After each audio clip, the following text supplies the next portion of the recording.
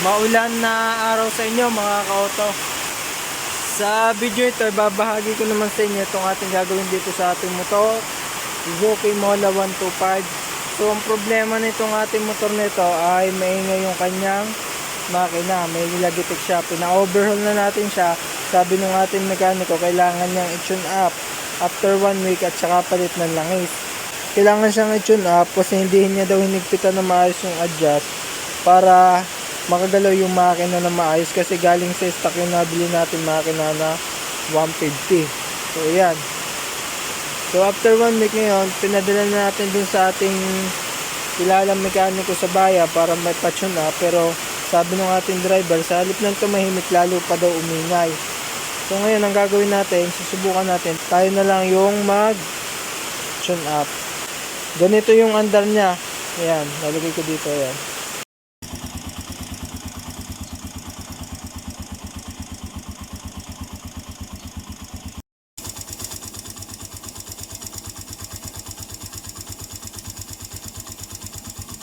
So ganun siya kalagitik, mas lalo pa daw umingay. So ang ginawa natin, bumili tayo ng filler gauge.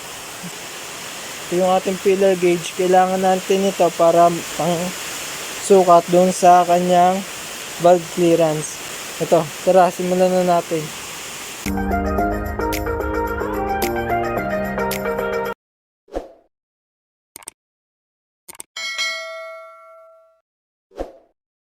So gagawin natin, kalasin natin to, kaso hindi natin makalas para matingnan sana yung timing dito. Kailangan nakatapat siya dito.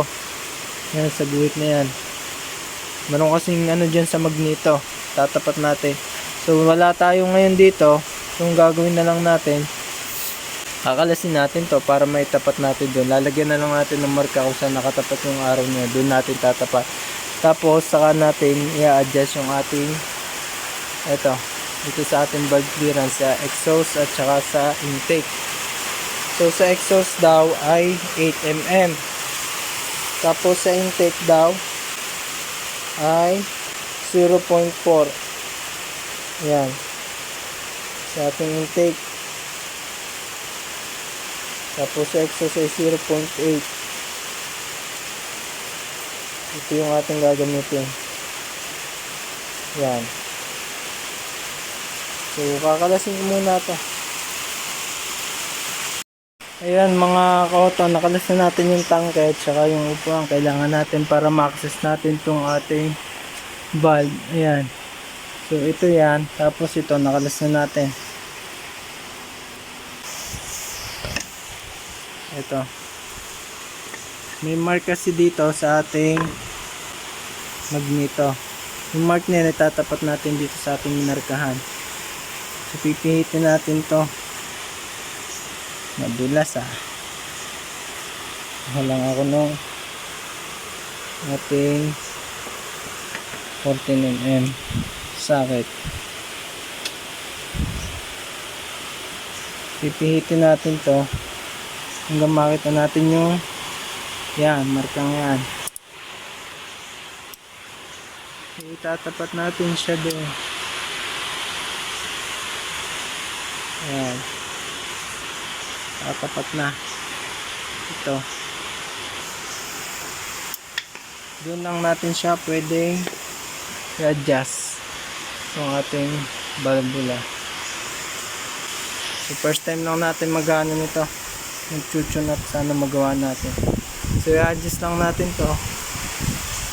Luluwagan natin yung kanyang tornilyo. Ayun. Itaga. Ito, ayan. Luluwagan natin yung tornilyo 10 mm. Tapos pipihitin natin yung ating screw sa taas hanggang may adjust. Isisipit natin yung ating filler gauge para dun sa sukat na yon. Ayan. So ito yung kanyang intake, pasukan. Ito yung kanyang exhaust. Ito mga ka-auto, isisipit natin doon sa may pagitan nitong ilalim ng ating adjustan ito. So naluwagan ko na yung 10 mm. So maririnig nyo may lagitik talaga siya. Ayun, may lagitik. So ikakalang natin tong ating 0.005 doon. Itaga yun. So ayan mga ka-auto, naiipit na natin yung ating feeler gauge. Tapos okay na daw pagka ganitong lumalaban yung, pero nahihigit mo pa na nakakapit. Ayan. So ayos na daw yan. Nagpitan na rin natin dito. So doon naman tayo sa kabila. Ang gagawin natin dito, parehas lang ng gagawin natin dito sa ating exhaust. So ang ilalagay lang natin dun sa exhaust ay 0.08 daw. Ayan mga ka-auto, na i-adjust na natin yung kanyang barbula. Ayan. So ang gagawin ko dito, tetestingin lang naman natin kung wala na yung kanyang lagitik. At pag meron pa rin lagitik, ade ang gagawin natin ngayon, papalitan natin ng head cover. Kasi yung ating head cover nito na nakalagay dyan ay yung ating pang 125. So yung ating 150 kasama nung ating makina, natanggal kasi yung ganitong tappet cover, napingas, kaya ito yung nilagay ng ating mekaniko. So ngayon ang gagawin natin, pagka malagitik pa din, hindi kukuhanin natin yun, siya natin ilalagay. So ito, bubuhin ko lang tapos testingin natin. Ayan ang mga ka-auto, nakakatuwa. Ayan na yung under nya.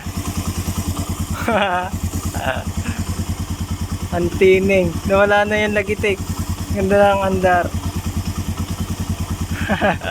Nakakatuwa kasi first time nating mag-tune up. So research lang tayo, tanong-tanong dun sa mga nakakaalam. So ang ganda yung adjustment ng ating sa Google, yung ating intake at saka exhaust, sinearch natin sa Google. So yun lang, kailangan talaga may feeler gauge para sakto.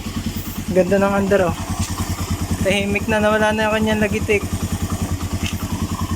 Ayan.